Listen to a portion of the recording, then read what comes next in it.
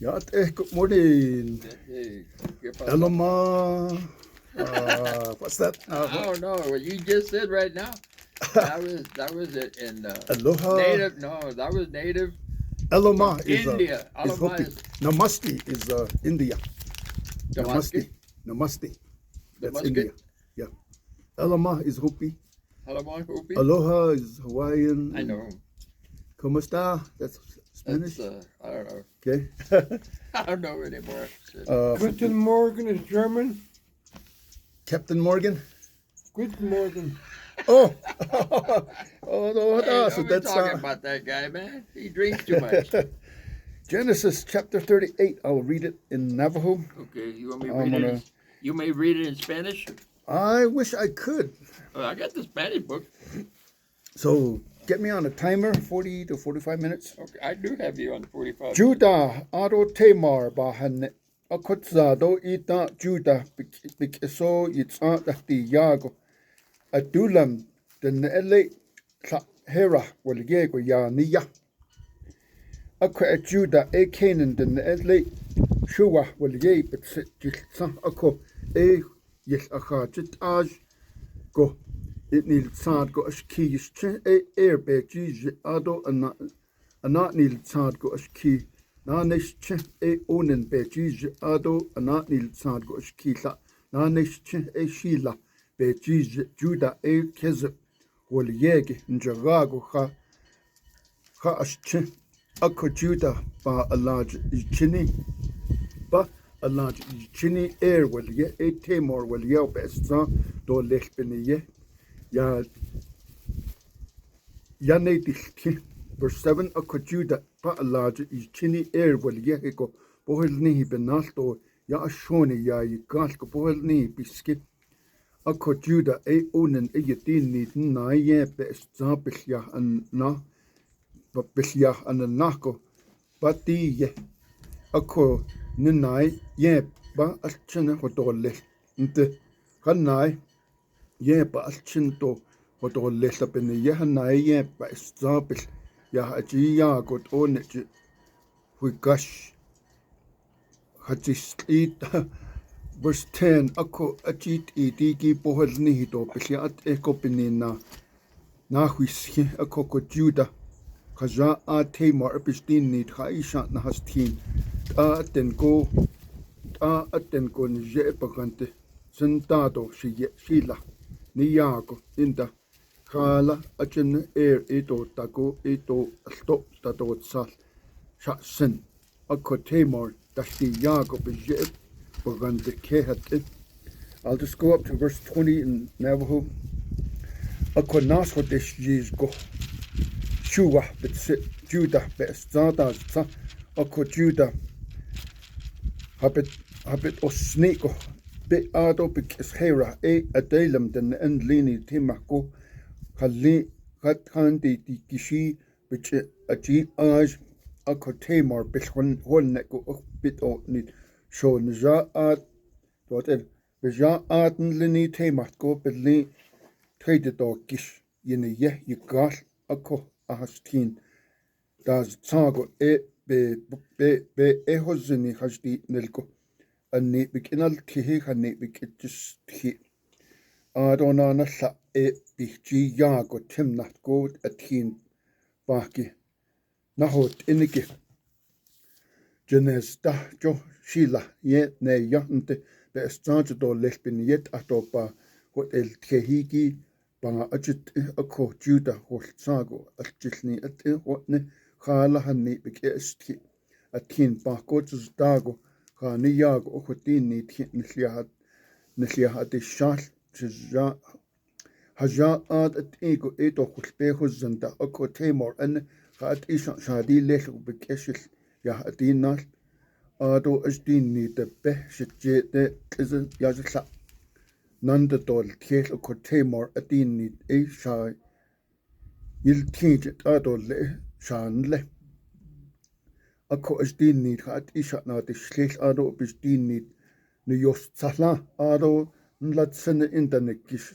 nlak es tkaniki ako e khana khainel ado ako kholte I yago bil is nil sa verse 19 ako astanen sti nako ansot za anni bikinal tihi has dil sos go has tin das sajet be ekhuzini has di nil le be nsot za ajet dolil.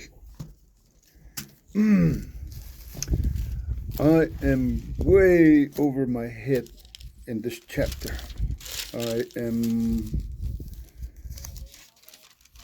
The book of James says, don't all of you become teachers, because you're going to get judged harsher. You're going to get a harsher judgment because of what we know.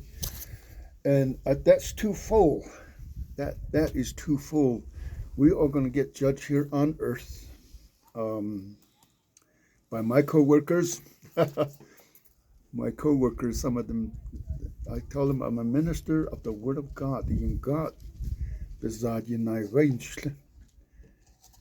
they always say, why did you do things the way you did? So, and at the great white throne judgment, we're going to get a stricter judgment.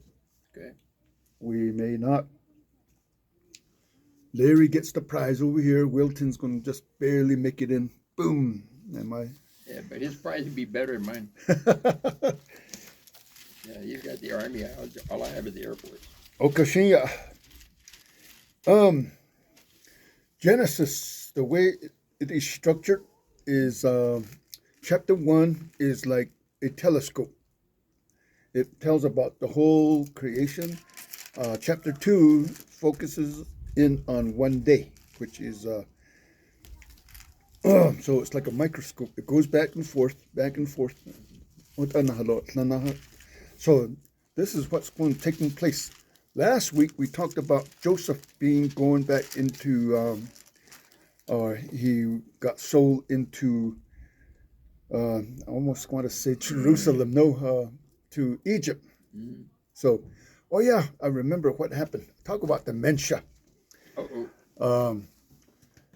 2 Sundays ago, I presented on chapter 37, and last week I presented the same again. So, if you were here, you got a double whammy. So I recorded last week's session, but I did not upload it. I just erased it because it was the same thing. So now, chapter 38. Okay, chapter 38. Okay, we're in chapter 38 right now? Yes. By the time I figured it out, I was like, I might as well just keep going. I'm six chapters behind. Chapter 38, Genesis. And it came to pass at that time that Judah departed from his brothers and visited a certain Adullamite whose name was Hira. Adullamite, Janiko. Let's say, let's not get into politics right now. Let's say the Republican Party, right? Or the Democrat Party. Well, they don't have that anymore. They're all in Iran. Well, let's say a certain faction rebel against their own party politics, right? Yeah. And they would be called Adullamite. Mm-hmm. Adullamite, that word right here. Adullamite. So Judah visited a certain Adullamite man from a Canaanite. Mm. He was Canaanite, but he wasn't keeping with his people in some sort. And later on, King David is going to... He's like Trump then. Yeah. He don't keep up with his own people. So he visited a certain Adullamite whose name was Hira. Yes, sir. So Judah saw there a daughter of a certain Canaanite whose name was Shua, and he married her and went into her. Judah is on a slippery slope here, really bad. He is on a grease pole going to hell. Very good. He's acting as if his father is not alive. He's acting as if his father is dead. And he's acting as the firstborn here. He's like selecting, because in that culture back then, it was the father who selected your mate for you. So this is outside of Jacob's attention here. Yes, sir. He married her and went into her, so she conceived and bore a son, and he called his name Er. I didn't really look into the meaning of this word, but I bet you it's loaded. So if you're on your own time, if it interests you, you can dig into it. She conceived again and bore a son, and she called his name Onan. Reminds me of the Johnny Cash song. What's that Johnny Cash song? Oni! Oh, Oni! No, no Johnny Cash fans around here. I wasn't into Western. Alrighty. I like Johnny Cash. You know, he does make some good songs, but I don't know. Okay. Yep. And she conceived yet again and bore a son and called his name Shelah. That sounds like Navajo here. Shelah means my brother or my sister. Or if it's a lady saying it, they can call her the brother Shelah. Like Spanish, hola. Then Judah took a wife for Er, his firstborn, and her name was Tamar. Tamar. But Er, Judah's firstborn, was wicked in the sight of the Lord, and the Lord killed him. How this took place, I have no idea. In what way he was wicked, I have no idea. Maybe some commentators saying he wasn't willing to produce kids, and that was sin in the eyes of God. Yeah, that's because of God. Yeah, because God's command at Genesis chapter 2 was be fruitful and multiply. Right. And here, this young man, he refused that. And then maybe that's why God killed him. I don't know how God killed him. I have no idea. Well, I thought, like you said, I thought that because of God didn't give this young man a chance to have babies, so that really killed him on the inside. How long time it took to do? One of the biggest questions I have is how long this chapter covers is about 20 years. I'm thinking. It's right here. Somehow the math is not mathing. Right here. Yeah. And Onan knew that the seed should be his, and it came to pass when he went into her brother's wife that he spilled it on the ground, his semen. That's why. So the older brother was probably doing that. He didn't want kids for some reason, and now the younger brother's doing the same thing. So that's and Onan. Yes. And Judah said to Onan, "Go into your brother's wife and marry her, and raise up an heir to your brother." I forget what the name of this marriage is called. Thank you. Levitical marriage, Levite marriage. I think it was called Levite wedding. When you do this, when the older brother does not. He dies before a child is born, the younger brother. And this goes into the New Testament where the Pharisees said, this lady is, she had 7 husbands. Whose wife will she be in the hereafter? And Jesus said, they're like the angels. What did they say afterward? Thanks, Lord. But Onan knew that the heir would not be his, and it came to pass when he went into his brother's wife that he emitted on the ground, lest he should give an heir to his brother. And the thing which he did displeased the Lord, therefore he killed him also. Then Judah said to Tamar, this is all in Jesus' lineage, genealogy, Jesus.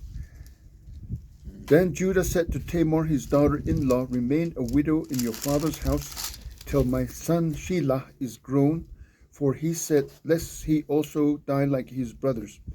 And Tamar went and dwelt in her father's house. Now, in the process of time, the daughter of Shua, Judah's wife, died, and Judah was comforted and went up to his sheep shearers in Timnah. He and his friends Hira the Adullamite. And it was told Tamar, saying, look, your father-in-law is going up to Timnah to shear his sheep. Back when I had sheep, we used to introduce the ram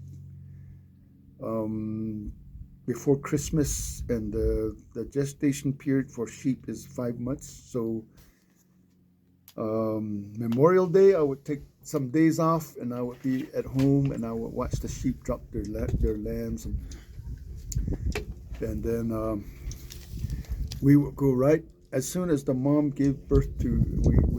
We give her another couple hours. We make sure that there's another one that she's done giving birth, because sometimes they give birth to 1, 2, 3, the most 4. After that, we can shear them. So, based on my sheep shearing experience, this is probably like May of that, whatever year this is. So she took off her widow's garments, covered herself with a veil, and wrapped herself, and sat in an open place which was on the way to Timnah. For she saw that Shelah was grown, and she was not given to him as a wife. When Judah saw her, he thought she was a harlot, because she had covered her face.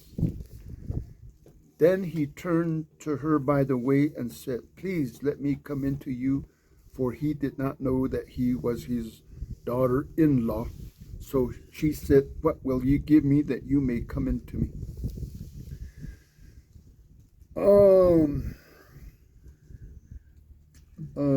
Producing kids was very important in that culture, and producing an heir for the husband was very important. How important? From our culture, it doesn't seem like so. So this is a different culture. And he said, I will send a young goat from the flock. So she said, will you give me a pledge till you send it? Pledge. Then he said, what pledge shall I give you? So she said, your signet and cord and your staff that is in your hand. Oh, no. I'm just saying there's donuts if you want. Apparently back then, we didn't, today, if we sign a document, we use a pen to sign this. Say, this is my John Hancock, right? That's right. Back Before then. that, they had blood. Who? Blood, just like the devil. But back then, they had a signet ring. They used it to close the deal. And right. Later on, Then they used the blood. the term "amen" is like that. It's like a saying. It's like you're signing something. Later on in the book of Exodus, when the Israelites, when they leave Egypt, one group's going to stand on the one mountain, Ebal, and the other one on a different mountain, and they're going to pronounce the blessings and the curses to each other across 2 different mountains. And every time a blessing is announced or a curse is announced, the other group would say, amen. And that was their way of saying, we put our signature on this. So, a little bit about this pledge and the amen and signature. Now, this signature you're talking about on the ring. Ring. And it has to be a big ass, excuse my language, they have to be a big ring. I have no idea. Probably.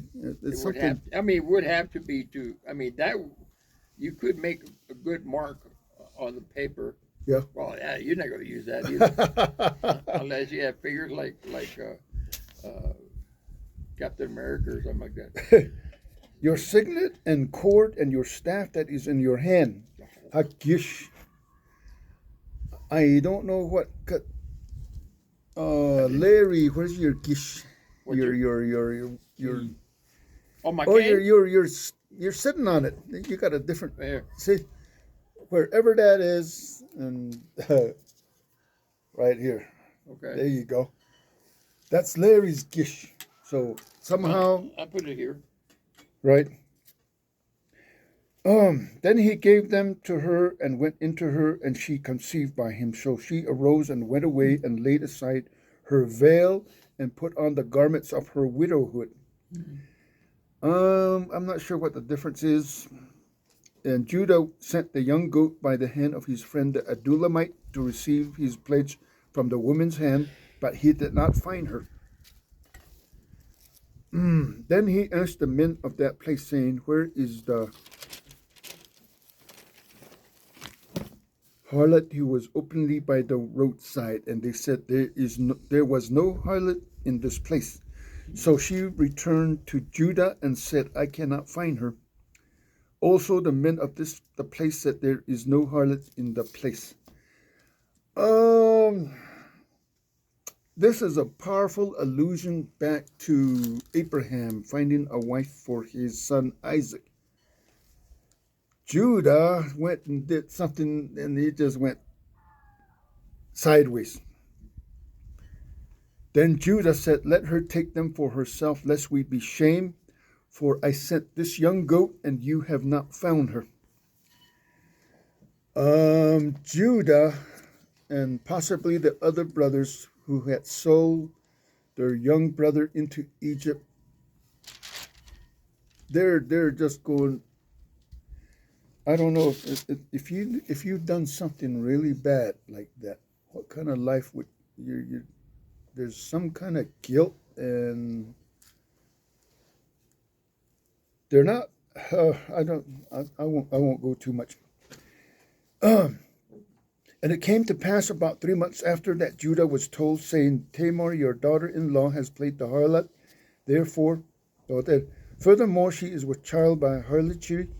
I can't say it. Harlotry. So Judah said, bring her out and let her be burned. This is not a just man. Go sit by him. Your hubby?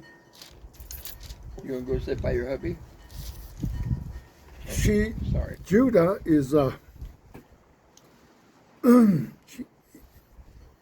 he's a sinful man, and he's sitting in judgment of his daughter-in-law and said, let her be burned. When we are sinful ourselves, we're often harsh. I think we're harsher on other people's sin rather than our own sin. And that's what's going on right here. When she was brought out, she was sent to her father-in-law, saying, by the man to whom these belong, I am with child. And she said, please determine whose these are, the signet and cord and staff. She produced Judah's ring, his gish, and whatever cord. This is a powerful allusion back to the previous chapter, where whoever presented Joseph's bloody clothes to his father Jacob. Look at this. Who are these? I'm thinking Judah really got cut to the heart. Right here, he got cut to the heart, and I think the picture of them, the sons, bringing the bloody jacket back to their father, I think it forced him to remind him of that time. Yeah. But who cut him up, or who stabbed him? They didn't stab him. They sold him into slavery in Egypt, to Egypt. Okay, so they cut him up there. Yeah. So Judah acknowledged them and said, she has been more righteous than I, because I did not give her to Shelah my son, and he never knew her again. So Judah is in the hot seat here.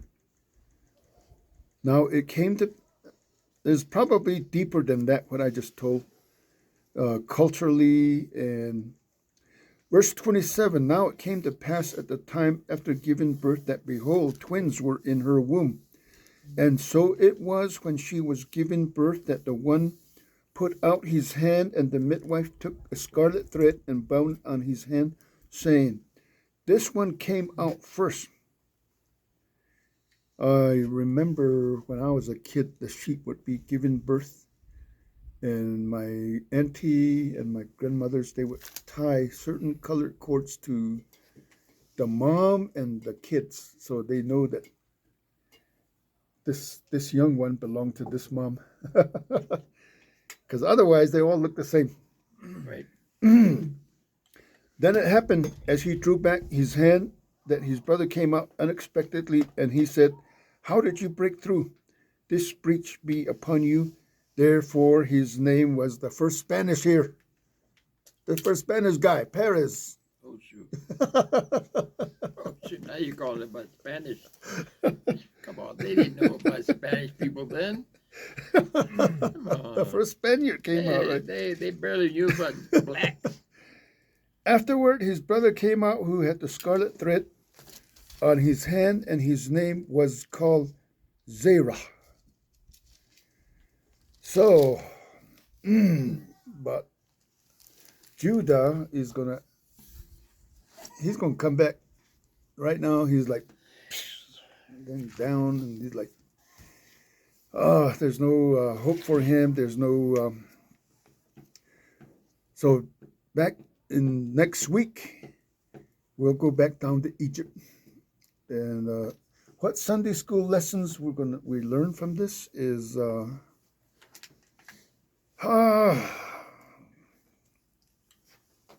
maybe you can help me out. What's the Sunday school lesson that we can glean from this? You're talking about the guy that died, right? The two brothers who died in this chapter, Er and Onan. Okay. Yeah. Who died first? Odin? Er. Er? Yep. E-R. E-R. Yes. U-R-E. E-R. Mm. That's how it's pronounced. Like error. Well, I'm glad you know that.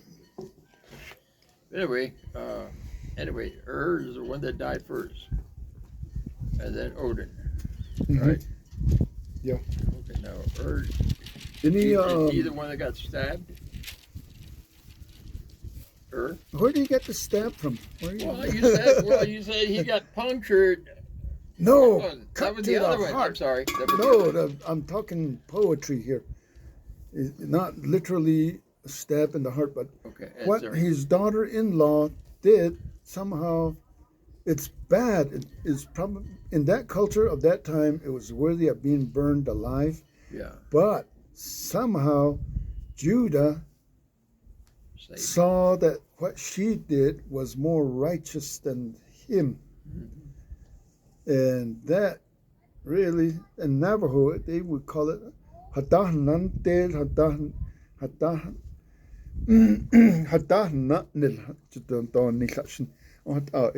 Hadahnanel. Well, what she did really cut him to the heart about in that culture. Yeah. So, any comments, questions, Forgot to put this on. insights? I don't know why I bring this. Yes. You got comments, sir? I think a title might be that there's sovereignty in the messiness, because it is very messy. Yep. And finding divine purpose in human failure. Mm-hmm. Just to start out, look at the story itself. First thing I think that really captures my thoughts is the character over reputation. Mm-hmm. Judah lives hypocritically with Tamar, Yep. and Tamar acts out of desperation to claim what she felt was legally hers. Sure. This was supposed to be mine. This was promised to me. So in her mind, she's thinking, one way or another, I'm going to get it. Yeah. Even if it's through being deceptive. Mm-hmm. And so initially Judah blames Tamar for his son's death. Oh yeah. That's kind of what it looks Yes. like. Yep. Exactly. You know, it's your fault. And that he does that to protect his remaining family, his reputation. I didn't see it that way, but good. Yeah. You know, and then Mm-hmm. He's hiding his own sin of what he did in the previous chapter. he has to eventually admit that. You know, he's forced to admit that. Yep. And that's where he says she's more righteous than I. Mm-hmm. And I think for us as Christians, what does that mean to us today? You know, it reminds us that even from the outside, people might see us a certain way, but it's what we carry inside. Mm-hmm. It's not about how our reputation is. You know, but if we live as Christians, then we're protecting our reputation. Mm-hmm. The Lord's protecting our reputation. The other thing is even though all these messy, ugly things were happening, the Lord still had a plan. There's still the story of redemption. Yep. Even despite this scandal, Yep. Judah and Tamar's son Perez becomes a direct ancestor of King David and eventually Jesus. He's got a plan, Yep. and you know, we're not defined by what we've done in the past. Today is a brand new day. What are we going to do today? Mm-hmm. And that's kind of the takeaway for us. God's plans are not changed by human failure. But He still has a plan for me, Mm-hmm. regardless. And I think when we read these stories, we see the recurring narrative that he frequently uses outcasts Mm-hmm. Yep. Yeah, being outcast. or the broken to fulfill a larger purpose, to get us to where we need to go. Mm-hmm. That redemption, right? That's where we're. That's the direction that we're going. All of this is happening, but it's kind of like my dad used to say it a lot. In his sharing of words about wisdom, and he would always say, you know, show me a person that has lived with no mistakes, and listen to his words and see if he really has wisdom. But if you listen to a man who's made a lot of mistakes, that's where you're going to hear wisdom. Yep. Yep. And I think this is kind of the same thing there. You know, we're gaining wisdom that's going to lead to redemption. And even though families are messy, the Lord still has His plan. I think there's a danger of double standards that exists here. Judah is ready to kill Tamar for the very same sin he was participating in. You know, it's what do we call it? Moral tribalism. Mm-hmm. Judging others harshly for mistakes while excusing our own. We're so quick to point out somebody else is like this and like this and like this, but we forget to Yep. recognize the plank that's in our eye. The telephone pole in our eyes. Yep. The So- pine tree. There you go. I take it. So I think the bottom line for this, Genesis 38 tells us that nobody's too far gone. Yep. Even though we've made mistakes, for God's providence, it still encourages us to prioritize justice for the vulnerable and to trust that even our failures can be woven into a story of redemption. That's where we're going. Redemption. 9 minutes, I'm here to see Zinde. but it's 11:30 There's right a now. promise that's been made to us. You got 9 minutes. God doesn't break his 9:17 covenant. left. Okay. And based on that, we continue to move forward. But we need to take the planks out of our own eyes and move forward with living as much as we can by the word. It's hard. It's hard. Man. Oh yeah. Everything that the word tells us to live by. If we look closely at our lives, we all fall short. These men these stories that are in the Bible, all these people fell short. Judah fell short. But even though he fell short, God maintained the plan and said, okay, here's what I have planned. And through that came Perez, and through that came David, and through that came Jesus, which brought that redemption for us. Yeah. So those are my thoughts, brother. If you turn on the news, it looks like everything's spinning out of control. Yeah. And where's God, right? Where's God? He's got history is going a certain way. God is in control.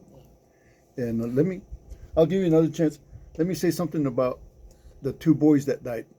Let me get into their psyche. They grew up in a dysfunctional family. They grew up with all these brothers and sisters and different mothers and the problems that came with that. Maybe that's why they didn't want kids.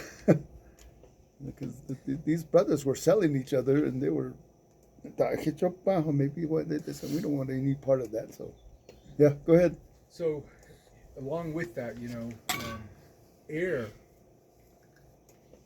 saw his wife to be this beautiful lady, and he didn't want to take away from that beauty. At least that's what I'm kind of picking up on some of the writings from people who've written on this.